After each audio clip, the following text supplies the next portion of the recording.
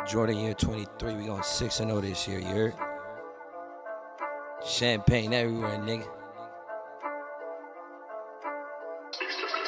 Turn nothing out of something, man, that's really something.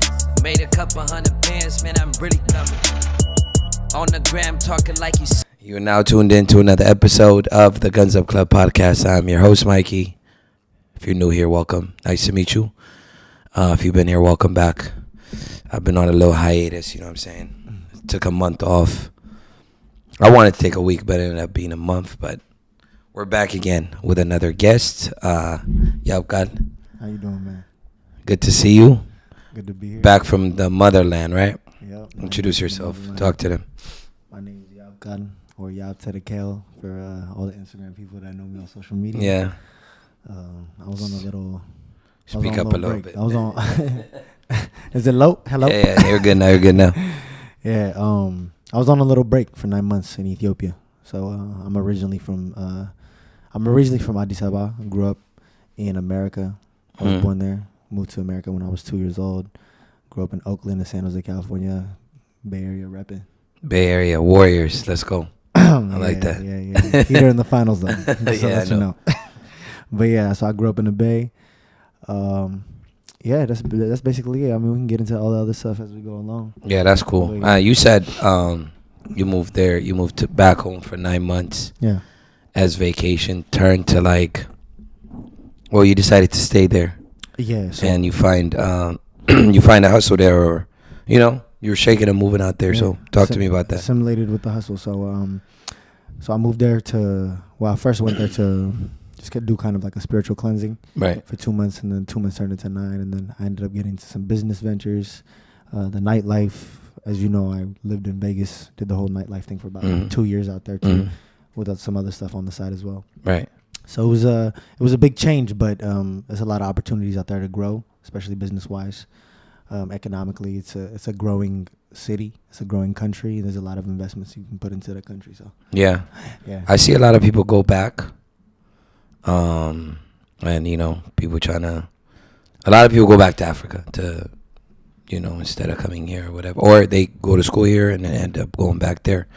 How is what do you call them? Diaspora, right? How is that? a diaspora. I mean, you're one of them, so I mean, Yeah, I born guess. there, Yeah, but yeah. Yeah, I'm a diaspora. How is Both that diasporas. movement like out there? People that are trying to go there and start something or build something, or I think a lot of people get discouraged, man. I think a lot of people go out there with a whole different outlook on Ethiopia, what it really is, and they get there and then they get culture shocked, or they get business shocked, or business shocked. Yeah, it's a business shock because you go in there, you thinking that everybody's gonna be about what they say, especially in business. It's not like that. If you don't personally go into the workspace and you force people's hands to work, it's not gonna happen. For you.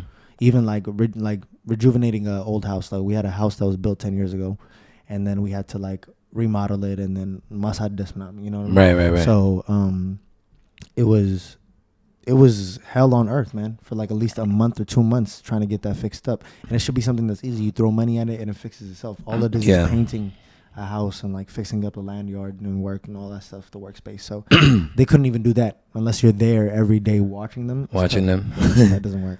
That's crazy. I mean, people get used to, like you said, throwing money at a problem and fixing it. Just only in a first world country like America, you could get shit done. Yeah, I mean, but that's a third world country. Right, you have to understand, like you said, laws are different. So you gotta, the reason why people get discouraged is that, it's not that easy to get shit done out there. That's true. But people that stick it out there, man, kudos to them. You too, you know what I mean? Yeah, it's not easy. It's not easy, but I mean, nothing in life is supposed to be easy. No, absolutely. I mean, you know that. Oh yeah, definitely. Yeah. So we started off with Ethiopia, but let's start off with early knowing you. You were an artist, right? Yeah. Let's talk about that a little bit. I did. So I started doing music when I was 15. In B2K. So I started doing music when I was 15. I did actually, a lot of people don't know this, I did 5 years of choir from middle school all the way up to high school. That's crazy. We performed at nationals, did men's chamber chorale. I did jazz choir, did a lot of stuff. So in high school. And it's funny, I kept that a secret. So I played basketball. I was an athlete. I was part of like the IT group and all that stuff. But I kept the whole choir thing, the music thing, like quiet. Right. Yeah. So I didn't really want to let people know. I was kind of ashamed of that. But I don't know. As I grew up, and you kind of just, if you like something, you want to do it, you do it. You should. Know what I mean? Yeah. So I got into music. I started doing like rap, R&B, writing music and stuff when I was 15, 16. And then I got signed to a recording development studio out in San Jose, California. That's crazy. You was in a group, right? I was in a group. Yeah. New Element. Shout out New Element. New Element, that's your name. How many of y'all? It was 4 of us. Damn. Who's the lead? Man, it was a girl, actually. At the time, she was a girl. You guys are in the back dancing and shit. I was doing the whole Michael Jackson clap. That's crazy. That's dope. So yeah, with that transitioning to like knowing you was doing YouTube videos. You was doing YouTube, right? Or yeah, I did. Or Vine. I started doing I started dropping videos, I think late senior year of high school, so around 2012, right. 2013. I started, first year of college. I started dropping Habesha videos. I just did it randomly as a joke, and then it caught fire. So it was on Instagram, and then I did Vine a little bit. My Vines were popping off at that time. Right. People, shout out to the people that actually know what Vine is. Yeah, this is new generation. Right? Yeah. So. Yeah, I started doing that. I started making like Habesha videos, something that relates to the diaspora. Because me growing up here, it was really hard to learn my culture. So I thought, why not bring people together in the community and kind of relate so that if you don't feel alone in the culture by making a joke of our own experiences at home. So, yeah, so I did that. It caught fire. A lot of people. Man, you blew up on social media. The Habesha Uber passenger video on YouTube. That was funny. Yeah, I think that was probably my most iconic video. I think a lot of people remember me. I think it's still on YouTube, right? It's still on YouTube. Somebody reposted it or something. Yeah. It's still it's still on YouTube. Yeah. It's like 600K views or something like that. But it hasn't grown since then. I stopped. So I did it for about 2-3 years. 3 years, and then I would pop in here and there, and then I kind of ventured off into a different spiritual realm. So speaking of religion, you were a deacon, correct? No. No, I didn't. Correct me if I'm wrong. I didn't take my deaconship, but I did learn all the prereqs to becoming a deacon. You were. Yeah, so I used to teach in the church. Okay, yeah, teach. So I used to teach in the church. Okay, how did that come about? Like, how did you, fall into not fall, but it's crazy. I had a spiritual awakening, so I was very sick when I was I think I was 20 years old, about to turn 21. I got very sick. I was in the hospital. It was like near death experience and stuff. Ended up going to holy water, spiritual healing, all that stuff, and then I was saved. In the sense of like physically saved, I wasn't sick anymore. It was crazy. Right. So I survived that, and I kind of have like an epiphany or like a revelation. Right. Yeah. So I was like, you know what? Why not? God gave me a second chance. Why not give him what he deserves? And that's to serve the church. So I started going to the church, I think at 21, and then I served for a steady about 7 years, give or take. And then I actually ended up living with 2 monks and learning an ancient language called Kene. Kene, which is in Giz, which is I was like, is it before Giz or it's part of Giz? So Giz is the language and Kene is the it's like poetry. Right. The spiritual poetry. Right. Yeah. Okay. So I learned that. So I was staying with them during COVID during that time. Right. Yeah. I think that's the time we were talking about it too. I was there in Vegas for like 2 years. So yeah. 2 years. Church, yeah. So we used to travel and did a lot of youth work as well through UOTY, YOTC, a lot of youth groups for the past 7 years, traveling from different states and preaching in English so people understand the Orthodox. So you guys used to translate even the Mazmur and stuff. Yeah, the liturgy, the Mazmur, and they're still going at it, which is great because we inspired like a absolutely. That's an amazing thing. To the next level. It's good. Yeah. So from religion, I mean, let me go back to the Vine stuff and the YouTube stuff, right? Yeah. You became really popular within the community off of those videos, right? And then how did you transition into like the nightlife business? It's crazy. Using that, because when a lot of people know you, I don't know, how did you fall into nightlife business? It was actually random. It was I was already in the nightlife, so I was already going out at a young age and stuff. I was networking and meeting different types of people. I think I got back into it and came back into the regular life after I served the church. So the whole nightlife thing, I think living in Vegas, it was something that I did. So I do mixology. I'm a mixologist. I make drinks and stuff like that. I worked in a bar. Bartender, that's what it means. Yeah. Well, mixologist, that's all. Well, there's bartender and there's mixologist. Yeah. It's like saying, it's like the difference between a psychologist and a psychiatrist. A psychiatrist can prescribe you medication. Psychologist just evaluates the situation. Okay. Yeah. So mixologist does? It's a psychiatry. Okay. I talk your shit, okay. Man, it took a while to get there. So yeah. It's hard. So you can make any drink, any drink, you name it, I can make it. That's crazy. Yeah. But I like sidetrack. You people as a mixologist, right? People ask the same 4 drinks, right? Yeah, it's as like on average. I mean, you get a lot of repetitive. Wilding, but you get a lot of repetitive drinks. Was it? Yeah. No, just leave it. It was stop. Cool. Yeah, you're good. Yeah, you get a lot of repetitive drinks. I mean, everybody gets a margarita. Right. So they said it's on average it's like the same 4 drinks that get ordered. Yeah, you get what? Like I guess older men probably old fashioned. Yeah. And then you get a margarita, and then you get those people. I want a sex on the beach. That's crazy. So, but go ahead. Sorry to cut you off. I threw you off. Yeah. No. Not. I mean. So, you was already, as a kid, you was already going out. So you made the connections to. Yeah. Yeah, that's where I stopped you. So keep going. We were going out. We were going out as young kids. I mean, so how did that get into that promotion? How did you get into promotion? Like promoting clubs, and stuff like nightlife and stuff like that. It was random actually. I think I seriously started to do it when I went to Ethiopia. So not even here. Yeah, not even here. Okay. I was in the nightlife, working in the nightlife. You know, all that stuff. Makes great money. Not gonna lie to you, makes amazing money. But I think going into the nightlife in Addis Ababa, you can't do like a regular working job and make a living. You gotta do something spectacular, like something boom. You know what I'm saying? So it's a third. Please say that to people that want to go there and work. Just repeat what you just said. Oh yeah. You can't go there and get a 9 to 5 and expect to survive. I mean, what's like the government paycheck for a monthly like government employee is 8,000 birr a month. That's $80. $80 a month. Yeah, that's the average. That's crazy. That's a government official with like a high rank. Imagine. So how are these people surviving out there? It's crazy. Yeah. And the wage gap is crazy out there. There's no such thing as a middle class. Yeah. You're either rich as hell or... Yeah, I think the middle class ended about 40 years ago. You think so? Yeah, 40 years ago. I think after, like right before like the whole Red Terror era. You know what I mean? Communism. I think that's when the middle class ended because I think everybody was middle class back then. So I think so too. Yeah. Oh yeah, that makes sense now that you said it. After that, it's a big flux. Yeah. Yeah. So going back, you accidentally kind of hosting. Yeah, I tripped and fell into the club and I was like, okay, you know what? Why not just post a few things? And people knew me off of my social media and the music. I mean, not music, but the vines and the YouTubes that I used to make. So. People already knew me off that, so I was like, why not capitalize off it? I mean, it's a business venture, so why not? Yeah. I mean, it's my passion. I don't do it for money. Like, I didn't do all those videos to be seen. It was just to relate. Yeah. Or to make money or anything like that. But that led to what it is right now because people get to know you and stuff like that.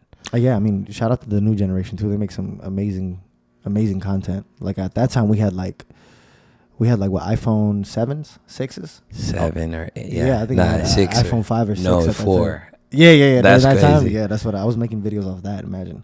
And there was no, I think monetization wasn't really a thing. Yeah, you couldn't really. Especially on Instagram, it wasn't a thing. It was on YouTube, and it was very rare. Right, and that people weren't making a living off that though. There was a few, but that was. That's rare. That's crazy. Yeah, now that I think about it. Yeah. Wow.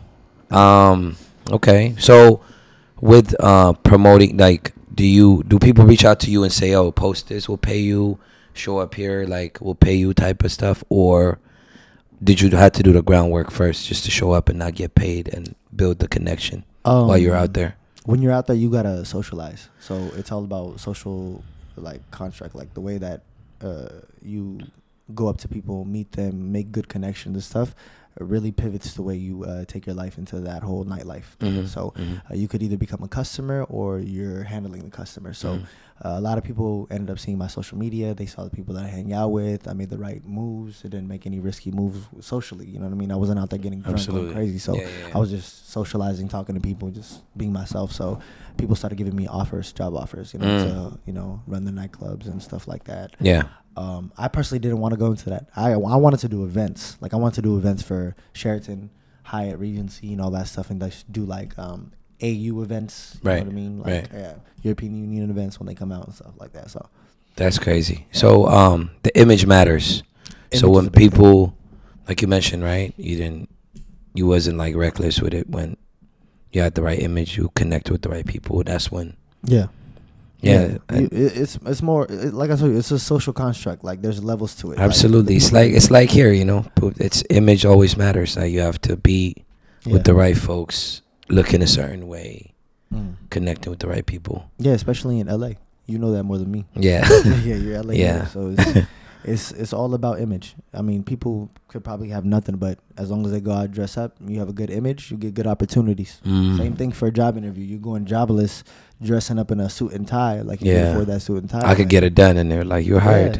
You're hired. And you get that first opportunity, that next step, and then boom. Yeah. So I mean, and that needs confidence as well. It's not just image. Yeah. You can have all the image you want, but if you're not a confident person, you got to believe in yourself, and you got to get those people to believe in you. You know what I'm saying? That you can provide what you say that you're going to provide. And how could they believe you if you don't believe yourself? Yeah, that's great. They could smell the fear on you. Oh, absolutely. Like, and they'll be like, all right, next thing.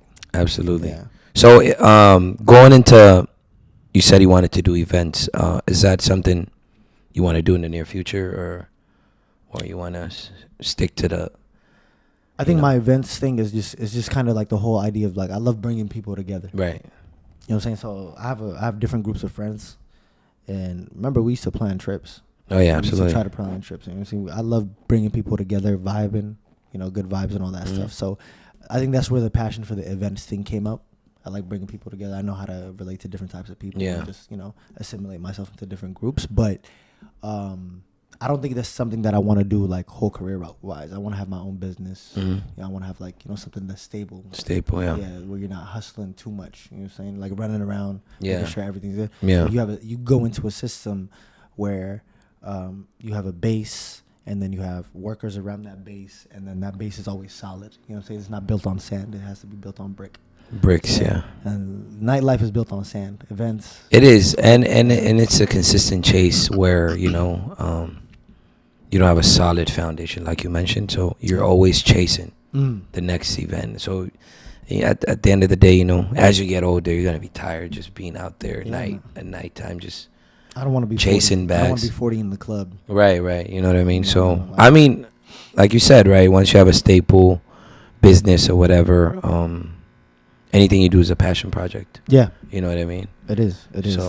So I love helping people, so I want to get into like charity work and stuff once I'm stable enough to do that. First you got to help yourself to help others. So absolutely. And you're building. In 9 months you made a lot of moves. I mean, we talked off camera. A lot of people tell me that, but I don't see that. That's amazing, I don't see it.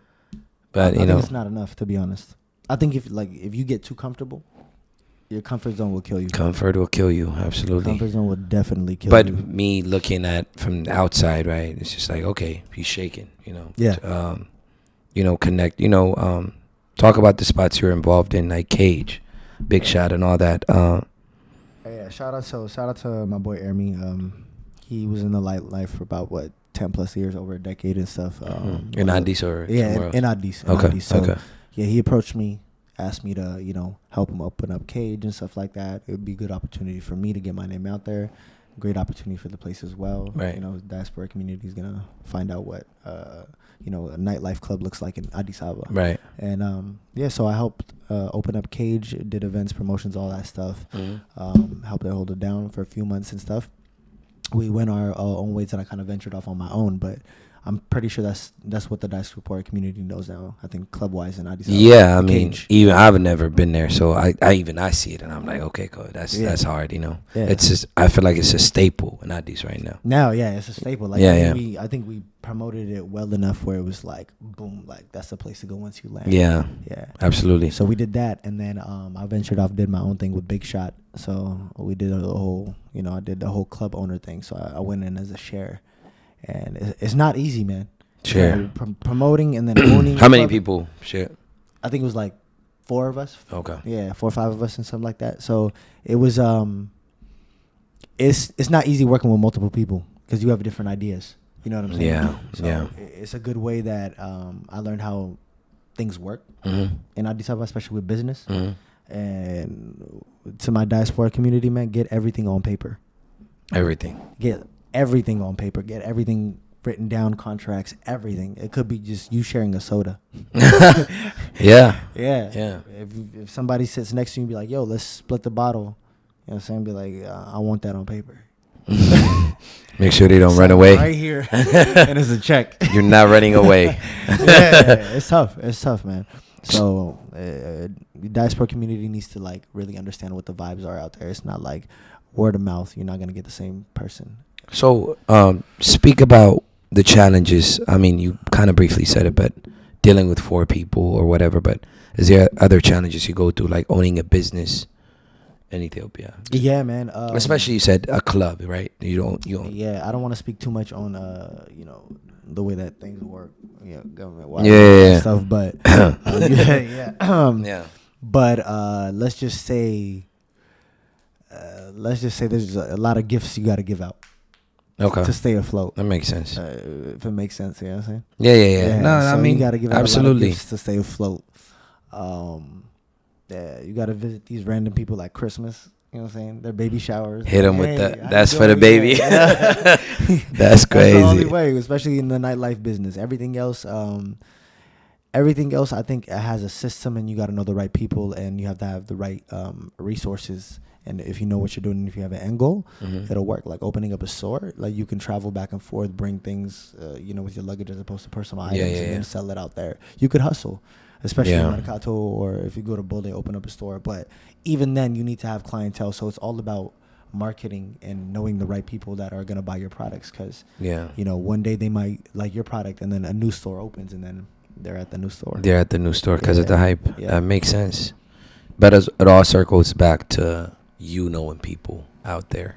Definitely. Because if you just, as we talked off camera, we talked about how people go out there, the diaspora, right? They go out there and expecting like, I'm not going to connect with anybody. I'm just going to do this shit by myself.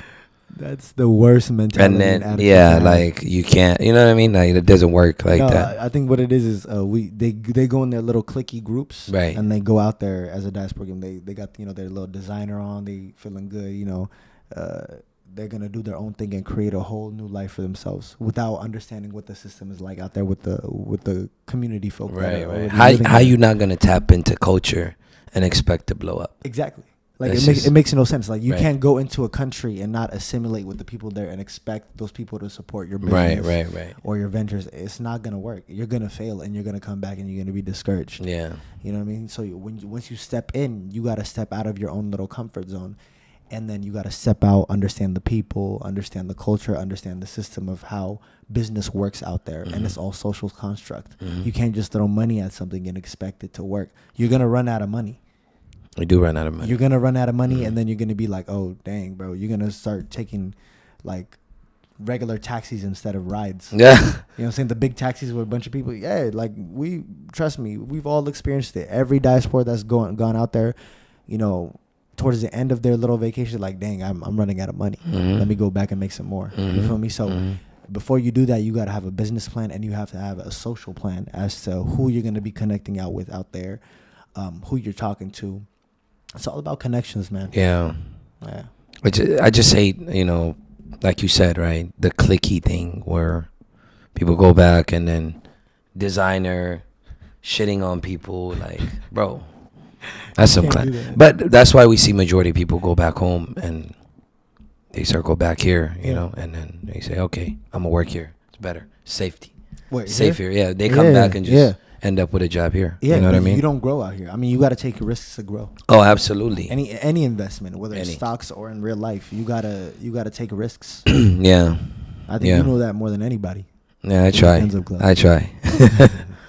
So, what do you say to people that wants to make a move, but scared to take a leap of faith? Deep down, they want to move there and start a business, or I don't know, they want to do something. No, man, take a leap of faith. So just get up and do it. Just have a set amount of money. Have a few people that you know that have good connections out there. Just network the right way. Right. Assimilate to the culture. Don't act too diasporish. You know what I mean?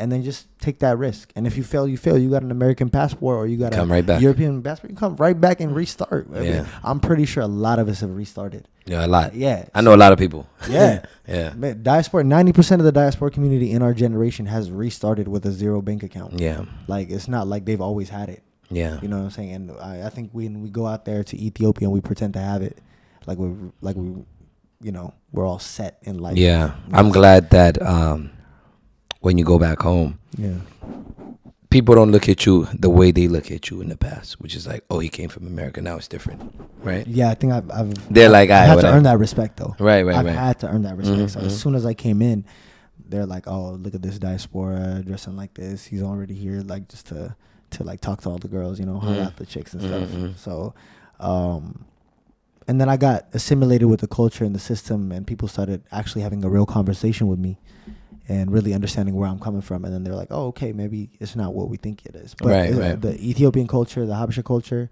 the community is like that, though. They judge you off the bat. Yeah, off rip. Yeah, and it affects your business. Absolutely. It affects your business. Because you can walk past somebody without seeing them. Yeah. And then they're like, who does he think he is? Mm-hmm. You know what I mean? So, I feel like that's in any community where a conversation with someone will fix whatever judgmental, however you judge them in the past. Yeah. If you don't know the person and you're like he or she, you think she's an asshole or he's an asshole. If you have a conversation with a person, that will fix it. Yeah. It a takes simple conversation. It's just about lowering your ego down and saying, yo, let me actually talk to these people like regular people, right. And not like me coming from a first world country and they're at a third world country and I think I'm better than them. You can't give off that vibe. Then nobody will respect you. Absolutely. And then shaking hands, bro. You gotta shake hands and kiss babies. Yeah. Like the president. You know what I'm saying? Yeah. No, absolutely. You can't go there and just expect to be like everybody just, bow down and shit. Yeah. You can't. Just bro, like you wear Prada, you wear Gucci, you wear Hermes. It doesn't matter that, bro. They have the off-brand version, and as long as it looks good, they don't care if it's real or fake. They don't care. That doesn't mean anything. Yeah, it's all about personality status. You look the same as them. You do. I bought $1,200 Alexander McQueen's, and the moment I got off the flight, someone already had it. They had the guy that was carrying the shining luggage. My shoes. No, the guy that was shining my shoes had the same shoes as me on. And he's a listro, which means like he's a shoe shiner. And I paid him 10 birr, which is the equivalent to not even 10 cents. Yeah, that's crazy. Bro, you got the Alexander McKing's. I should have just bought what he had. Yeah, I mean, I could have used that $1,200 to invest into something. Absolutely. That's 120,000 birr. Yeah, whenever, it's crazy. Whenever I buy designer, I don't go out. It's like a punishment, you know? Yeah, me too. So I have to deserve it. I'm like, okay, this shirt is $800. 2 weeks, I gotta just sit out. Yeah, that's just how it goes. So, yeah, stop. So you said take the leap of faith. Yeah. Shake hands, kiss some babies. Kiss some babies, man. Don't act like you the shit. Lower your ego. Lower your ego, man. And be able to talk to everybody in every level. The way that I see the people out there with nothing versus the people out there with everything, I see them exactly the same. I treat them exactly the same with respect. So you treat them with respect, they'll treat you with respect. Right. They can only talk so much until they have nothing else to say, but good. It's a skill. It's a skill to have a conversation. Like going back, right, to the nightlife, being a mixologist, right? You conversate with damn near a lot of people a night. Yeah, you do converse with and that's a skill to have because a lot of people are just, secluded to themselves. Probably have a 9-to-5. They just barely talk to even their coworkers. You know what I mean? So those are the type of people I want to go do a business out there. And I'm like, if you don't have people skills, you gotta be a likable person. Yeah, man. And working in the nightlife, man, I'm out here in America, bro. I've been offered crazy amount of jobs. Like I've been offered 6-figure salary jobs. They're like, yo, leave this, bro. You could do so much more. And then come. And this is like right after I was done with college. So while I was working, I had customers come in, like, you know, old white people be like, yo, come work with me. You make 6 figures. Right. Easy. And that's just off of the conversation you have with them. Yeah, but I was scared, so I didn't take that opportunity because I was so comfortable with the job that I had and the money that I was making. I was like, I'm good. I'm making a living. I'm chilling. You know what I'm saying? And I lived in San Jose, which is the most expensive city in the world right now. I mean, in America right now. So yeah, in the U.S. So it was, during that time, it was kind of going up, but because of all the tech companies coming in and stuff. But I was like, I mean, I'm solid. I mean, should I take that risk? I don't know. But then you do take a risk and your whole life changes. Like I have a whole different outlook on life now. I would, if I had the same mentality now that when I was working back then, I would have taken those jobs right away. Absolutely. And all these, the wisdom comes, you know, as you get older and then as you experience life. You know what I mean? Yeah. Experiences. You know, whatever shit you go through, and then you look back and be like, damn, I could have approached this a different way. Yeah. You know what I mean? Yeah, so I mean, if I look at my life right now, I would consider myself more of an entrepreneur than anything else. Absolutely, that's what it is. I'm a psychology fanatic. Did mixology, all the ologies. Really, when I look back at it, I did social media too. Right. I did multiple things. That's what an entrepreneur does. It taps into every like multiple lanes till he finds himself a lane. And then that's it. After that, this is the first time I've ever called myself an entrepreneur. I think I realized that after we talked at about the Guns Up Club exclusive. Exclusive. Yeah, that's dope. I mean, you know, when you're young, when everybody's young, we don't really care for money like that. We just it comes, we blow it, comes right back, we blow it. We get broke, we go get a job, blah blah blah. But build back as you get older, you want to build something that's like, you know, stable. Yeah, you want to build a family. You want to be there for your family. And then you realize, like, I can't be working a job 30, 40 years for them to send me home with a cake. Congratulations, you're retiring. Yeah. You know what I mean? So yeah. I mean, America has a lot of opportunities. You don't have to technically use the money that you have here. You can invest. Absolutely. You can invest in different countries. It doesn't even have to be Ethiopia. I mean, it's good if you invest in your own country. I mean, that's what our parents would want us to do. That's why they want to go back and, you know, live there. I'm pretty sure a lot of people get assimilated with American culture and then forget the old dream that they had of coming here, creating something and going back. You know what I mean? So because the lifestyle's too good here, right? This is the perfect country to have comfort, right? You come in, you know, it's TV, all types of apps. Yeah. It's a mixing spot of culture, tech, everything. You chill, you get whatever food you want, you get paid every Friday. You can get out here. Exactly. So people get too comfortable to like, nah, I can't lose this to go back and struggle back again. Because people don't want to, the saying, you know, 2 steps back to go 10 forward. Nobody want to take that 2 step back. No. Because once you're here at a comfort level, they're like, I'm cool.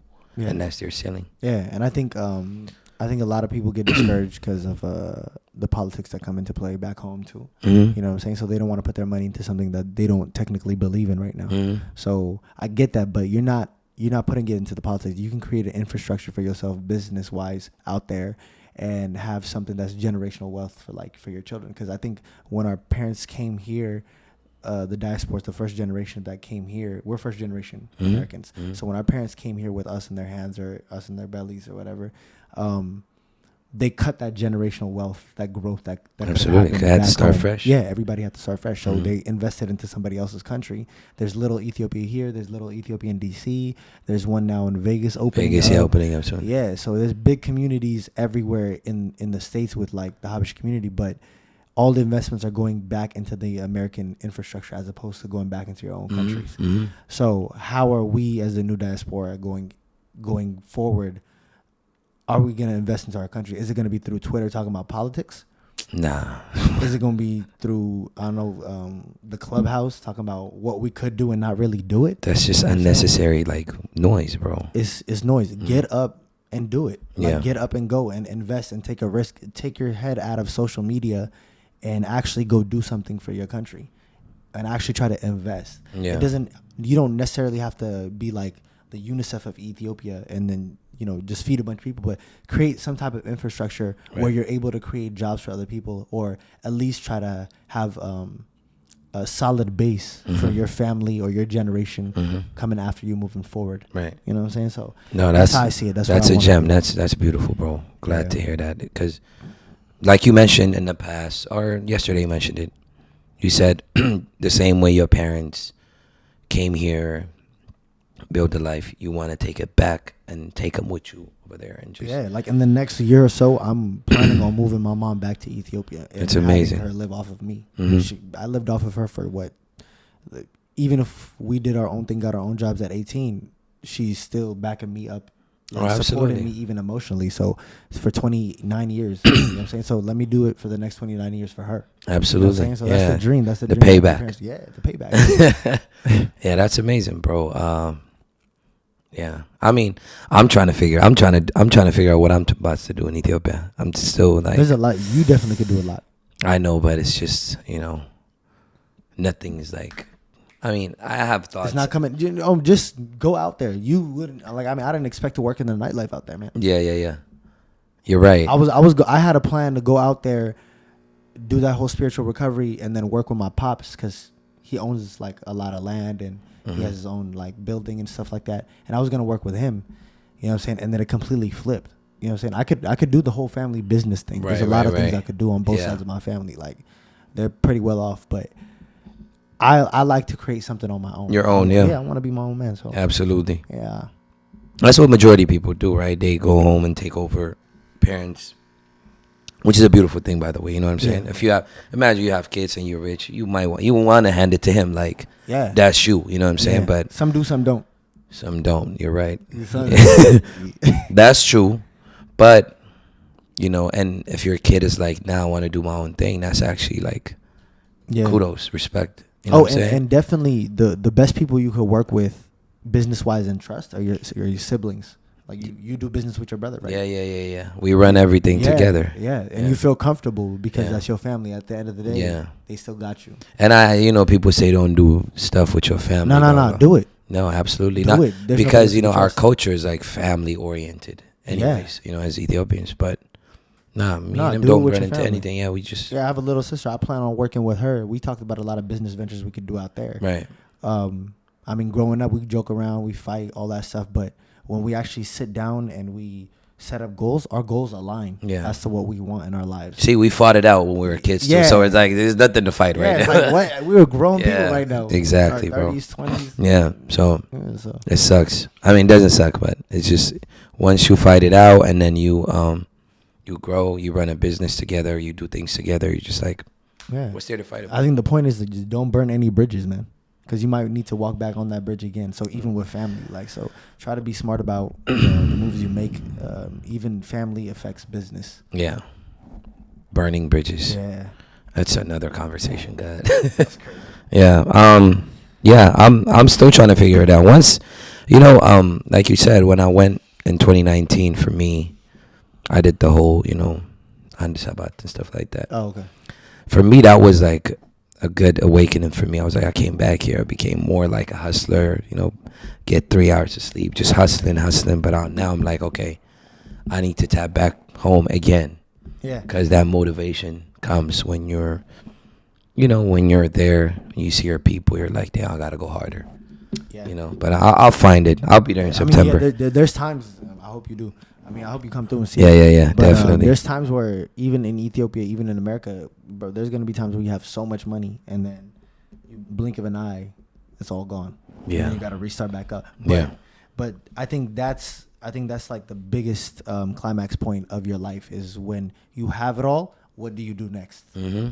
And why did you lose it the first time you had it? Mm-hmm. You know what I'm saying? It's just being reckless with money. A lot of people don't know where their money goes. Yeah, I'll be honest. I'm very reckless with money. Me too. Look, trust me. Even me to this day is me too. But I tap in and check. Okay, what was that? Was stupid. What were you doing? Yeah. I talk to myself like that, and I create Excel sheets to be like, okay, that was, and you know what I mean. Like you have to know where things are going. You can't just blindly like, swipe, make sure it goes through. You know what I mean? Sometimes you don't even want to check your bank account. Yeah. You just like you know you. It's like $5. Yeah. And I'll deal with it later. Yeah. Don't work. It don't work, man. No, we passed that level. Like, God is good, but you just have to know when your money comes. You have to know when it comes, and then you have, aside from bills, what else you have to spend on, so you can save a little bit for yourself. Definitely. Stash away, invest some away. Like, once you distribute your money, you will never have problems with money. Yeah. You know what I'm saying? So think about putting away money as investing in yourself. Like, in yourself, like just you. Yeah. So aside, like for me, bro, whoever wanted, like, I'll give out a little game. So whatever money I get off of, earned income, whatever, side hustle, stocks, whatever money I get from my earned income, about 80% of it goes back to investing. That's amazing. Aside from that, I pay my bills here, and then I'll have little money to eat out, get some clothes or whatever if I need some. Simple living. And when you can go back home, you're going to really learn about simple living. Yeah, absolutely. You're going to learn. You're going to live with the everyday people that live there. Yeah. And you're going to see how simple they are and how just minimalistic they are. Mm-hmm. And that's how you have to live if you want to make it. Yeah. Generational wealth. Rich people don't waste their money. They don't. And they don't hold the money either. They don't hold the money. They invest it, but they won't blow it like on anything. No. So if it comes, you flip it back. Yeah. That's the whole game. Definitely. And then a lot of people get scared and they hold it. Be like, I don't want to go back to broke. I can't send it over there. What if that? But it's not going to grow. That's what I'm saying. That's why people get stagnant. You know what I'm saying? That's tough. That's dope. Give me, there's a segment in this show where I ask people, hit us with some motivation. So give it a thought. Floor is yours. I mean, I don't want to, I pretty much said it earlier. Yeah, I know you said a lot of things, but, if you want to add on to anything. Take risks. Take risks in life, definitely. But take the right risks in life with a motive and a goal and a positive end goal. You know what I mean? So I think a lot of people take risks saying YOLO. YOLO doesn't work, man. I think that lasted for about 3-4 years. Yeah. And then YOLO died off. What happened to that? You only live once? Yeah, everybody's scared to die? Yeah. Go ahead. Talk your shit. So I'm just saying, I mean, take the right risks in life, but don't be scared to follow your dreams, follow your passion. Not everything comes with a college degree. Sometimes it does, sometimes it doesn't. If it works, it works. If it doesn't, it doesn't. Like, and you just move on to the next thing. Absolutely. Everything will be okay in time. Time heals everything. Even money. You work a little, you're gonna get that money back over time. Absolutely, bro. So, venture off, do the right thing for yourself, for the people around you, and not for the people that want you for the temporary fun. I think a lot of people try to people please when they go out, blow their money on the wrong things. People pleasing, another problem. Yeah. That's bad. Crazy. People pleasing. I got a problem with that. I gotta go to therapy for that one. No, that's good. I mean, it's good to take care of folks, but sometimes you ain't got to take care of everybody. Yeah. Right? Yeah. So spiritually, mentally, emotionally, try to keep it all on one direction. Yeah. And follow that right path that you feel is right. So you'll be fine. Yeah. So you a heavy advocate for like people that want to go back home and start something? Yeah, definitely. I really want to see my country grow. Yeah. As much as I joke around on social media and stuff like that, the love I have for my country is ridiculous. Absolutely. Like, the love I have for my people, all from like north, south, east, west, all of Ethiopia, for real. Yeah. Because growing up here, you appreciate the things that you don't have, and you get a little taste of it, and you're like, you want more. So I never got that culture, and I can't read Amharic. You know what I'm saying? I could speak it fluently.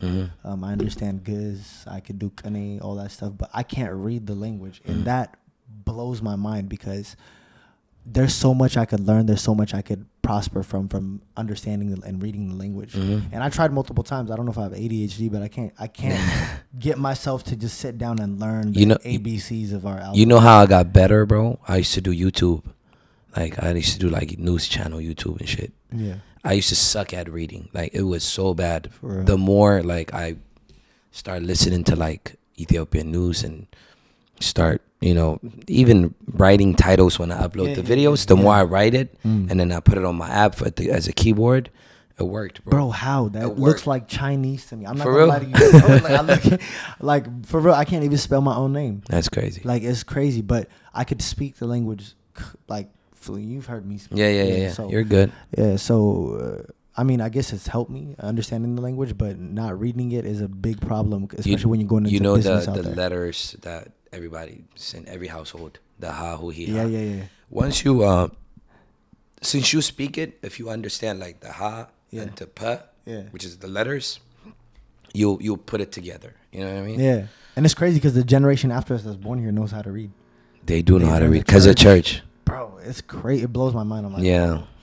I think we didn't have the strong community base and the social media and all that stuff back when we were growing up. Yeah. So we had to build and make that way for them. Absolutely, so bro. You're welcome. Yeah. You're doing the job for them. All right, kids. Call me uncle. Yeah, that's crazy. That's dope, bro. Yeah, hopefully, we all go back and, build something come back, there. Mikey. I'm there September. Let's do some business together. Yeah, I'm ready, bro. We'll get it on paper, don't worry. I'm ready. Yeah, no, I'm ready. Definitely ready to paper, branch out and go out there and start doing something. Because, I see our West African brothers, bro, tapping in and out the country. They're here, investing here, investing back home. I want to be on that type of time where, I don't want America to hold me. You know what I mean? It's a dying country, man. No, I know that. I don't want to be like here stuck on some like, I got work Monday and shit like that. You know what I mean? Man. Like, my goal is to first of all, my next goal is to be out in Dubai and be a Dubai native, like to live there. That's crazy. Yeah, so I can be detached from the U.S., but at the same time I'm in the Middle East. At the same time, go to Ethiopia quick, and I can come to LA quick. Yeah, you know what I'm saying. Yeah, my next venture is China. There you go. I didn't get there yet. Let me make my way to Dubai first. Man, you know what I'm saying? I just had to take tax free, and every income is tax free. So yeah, I'm taking the risk. Yeah. YOLO. No, I'm inspired. I'm gonna pull the trigger, bro. Like hopefully within the next year and still. You know what I'm saying? China, Ethiopia. Why not? You don't have to stay in your comfort zone, man. Yeah. Venture. I'll take risks, man. Yeah. I know a friend of mine.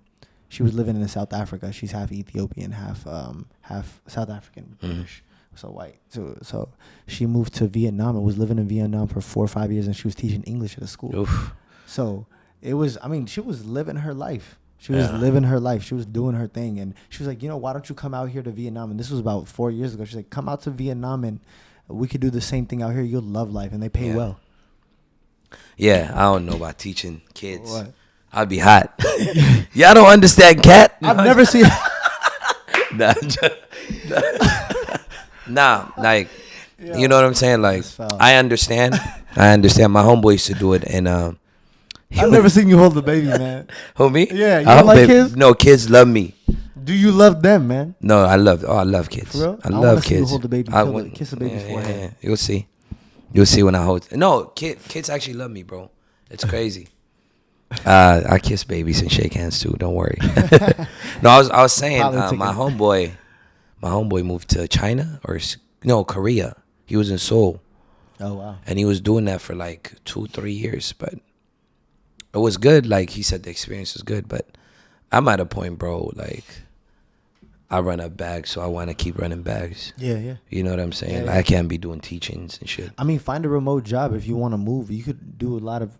Yeah. You could do a lot of stuff overseas remotely. Absolutely. Especially after COVID, it made it open. There's a lot of remote jobs. Yeah. Crazy. Yeah. Even the stuff that you told me about. Yeah. I could be doing that over there, making dollars over there, bringing it back to Ethiopia and investing. Why not? It's crazy, like, tapping into IT. I mean, I'm working right now, and I'm shooting right now. You know what I mean? So taking that, even if you do that while you're there, it just deposits in your American bank account, so you have dollar access. So yeah, we'll do that.